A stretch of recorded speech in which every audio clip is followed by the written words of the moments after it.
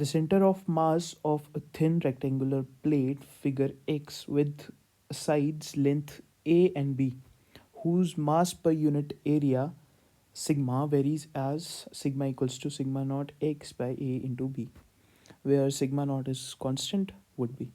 ठीक है, तो ये एक हमारे पास रेक्टेंगुलर प्लेट है एंड जिसका सिग्मा वेरी कर रहा है एक्स डायरेक्शन में, वाई डायरेक्शन में कोई वेरिएशन शो नहीं हो रहा है ना.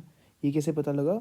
ये क्वेश्चन में दे रखा है, ये बात क्वेश्चन में दे रखी है. ठीक है, तो sigma equals to sigma naught x by a b, variation in x है ना, and no variation in Y.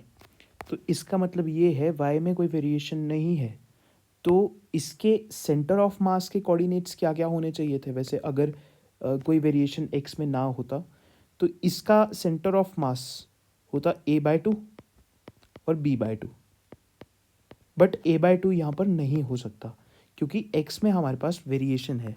ठीक है, तो एक तरह से x डायरेक्शन में बाहर इधर उधर को है, इसका मतलब कि इक्वली डिस्ट्रीब्यूटेड नहीं है मास पूरे एरिया में x डायरेक्शन में, बट y डायरेक्शन में इक्वली डिस्ट्रीब्यूटेड है, तो y में तो b/2 ही होगा. ठीक है, तो हमें ये पता है कि YCOM equals to b/2 because of no variation in y जो हमने दे रखा है. तो b/2 आना चाहिए y में, ए ऑप्शन में b/2 नहीं है, 2/3b है, तो गलत हो गया ये तो, है ना. अब चेक करते हैं x कैसे निकालेंगे. XCOM निकालने के लिए क्या होता है, जब भी हमारे पास कोई वेरिएशन हो है ना मास में तो सेंटर ऑफ मास का जो x कोऑर्डिनेट और y कोऑर्डिनेट निकालने का फॉर्मूला हो जाता है. ठीक है, वो होता है अपना x dm, integration of x dm upon integration of dm. ठीक है, बेसिकली वही चीज़ है जो हम XCOM नॉर्मल केस में निकालते. क्या होता है, m1 x1 प्लस है ना so on by mass total. तो बेसिकली वही चीज़ है, बट हमने वेरिएशन के लिए इंटीग्रेशन यूज़ किया है यहाँ पे, क्योंकि ये भी समेशन ही है एक तरह से. इंटीग्रेशन इज समेशन ओनली, और नीचे भी टोटल मास ही है. ये एवरेज निकालने का एक तरीके से तरीका होता है किसी भी चीज़ का. मतलब दुनिया बहुत सारे जगह पे फिज़िक्स में ये यूज़ होता है. फॉर एग्जांपल करंट इलेक्ट्रिसिटी में भी यूज़ होता है. एनीवेज अभी ये कर लेते हैं. तो x टाइम्स dm है ना, dm के बजाय मैं ये लिख सकता हूँ कि dm इक्वल्स टू सिग्मा के टर्म्स में हमें वेरिएशन दे रखा है ना, तो dm sigma is nothing but mass per unit area. तो dm इक्वल्स टू, इसको यहाँ लिख देते हैं, dm equals to sigma times d a. ठीक है, तो डी ए यहाँ पर क्या हो जाएगा, डी ए यहाँ पर बेसिकली छोटा सा एरिया हो जाएगा एक्स डायरेक्शन में जिसमें वेरिएशन हम निकाल रहे हैं.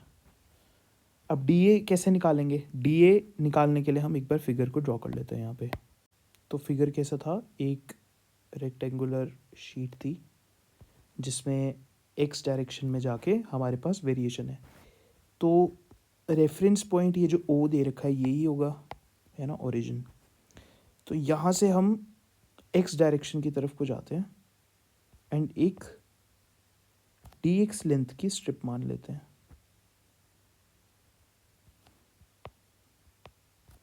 ठीक है, एंड डी ए कैसे हो जाएगा, ये तो नीचे ये तो b था है ना, तो डी ए हमारे पास क्या हो जाएगा, equals to b times d x, क्योंकि इसकी जो विड्थ सॉरी लेंथ होगी वो तो b होगी, बट विड्थ डी एक्स है, तो b times d x, D A की वैल्यू हो गई.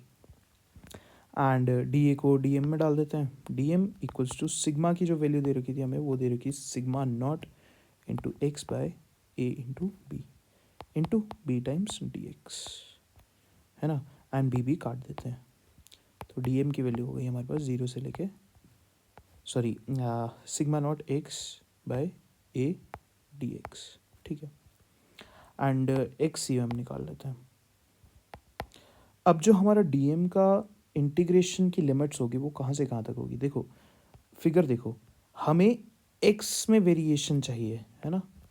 तो एक्स में वेरिएशन के लिए मिनिमम जो हमारी वैल्यू है एक्स की वो 0,0 है, एंड मैक्सिमम जो वैल्यू हो सकती है हमारी वो होगी a,0।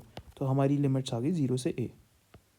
तो 0 से a times x into d m sigma naught into x by a into d x by d m, फिर से यहाँ पर नीचे डाल दो 0 से a into sigma naught x by A d x, है ना।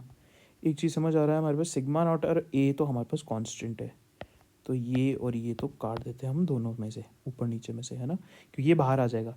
x नहीं काट सकते हम यहाँ पर, तो एक्स स्क्वायर का इंटीग्रेशन x³/3, है ना। और कहाँ से कहाँ तक, 0 से a तक। डिनोमिनेटर में क्या बचा हमारे पास, x का इंटीग्रेशन x²/2, कहाँ से कहाँ तक, 0 से a तक। इसको जब सॉल्व करोगे तुम, देखो नीचे a² बचेगा, ऊपर a³ बचेगा, तो ऊपर एक a बचना चाहिए, नीचे से 2 ऊपर 2 3, 2/3a हमारा x/COM आ जाएगा, एंड y/COM हमारे पास b/2 था, तो हमारा आंसर होना चाहिए 2/3a और b/2। ये हमारे सेंटर ऑफ मास के कोऑर्डिनेट्स होंगे आंसर। तो कौन सा ऑप्शन हो जाएगा हमारा, a/2/3 इंटू a, है ना। तो बी ऑप्शन हमारा करेक्ट आ गया, दैट्स इट।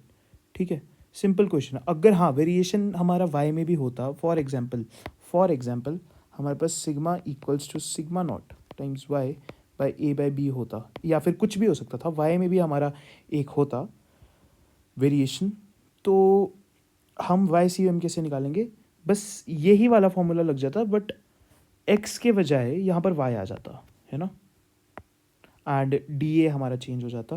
एंड इस चीज़ को तुम कर सकते हो कि वेरिएशन हमारा एक ऊपर वाला भी दे रखा है, ये वाला भी दे रखा है, इसके हिसाब से भी निकाल के देखना।